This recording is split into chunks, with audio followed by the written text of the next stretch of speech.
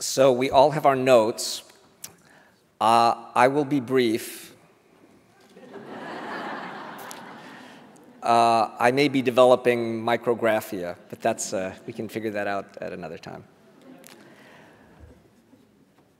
When Linda asked me a little bit tentatively a few months ago if I would help support this exercise, I was overjoyed and had basically said yes before she had gotten the question out of her mouth.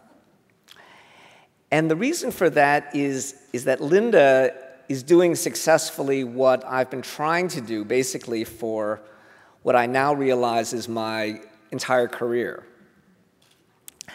I started out for the first, perhaps 10 years of my research life looking at how frequently medical errors occurred and sort of arguing, often unsuccessfully, that we ought to disclose errors to patients and families, that we should be more open about medical errors.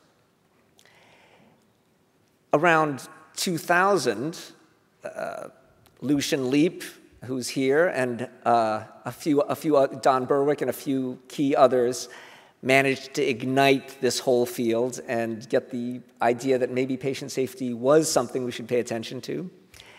And at that time, I shifted my effort to the problem of the second victim, which basically states a very obvious proposition, and that is whenever there is a really bad outcome for a patient, there are always second victims who are the people who we're caring for, trying to care for, and hoping to do well by those patients, doctors, nurses, and other healthcare workers. And we should try to be doing something for them as well.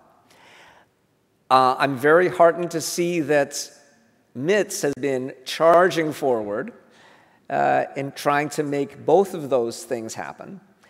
And I think MITSS is the only organization that is really dedicated to both sides, taking care of patients and improving communication between patients and providers, and also taking care of those providers when they're wounded by the terrible things that do occasionally happen. And I think that we should all try to emulate MITSS.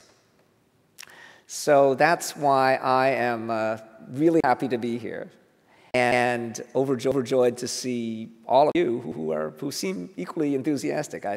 Having been here all afternoon, I was very taken immediately by just how energetic and enthusiastic everyone was about all of this. It's sort of remarkable looking back over the last 10 years to see the kind of enthusiasm you've managed to drum up. So congratulations, Linda, and to all of your group.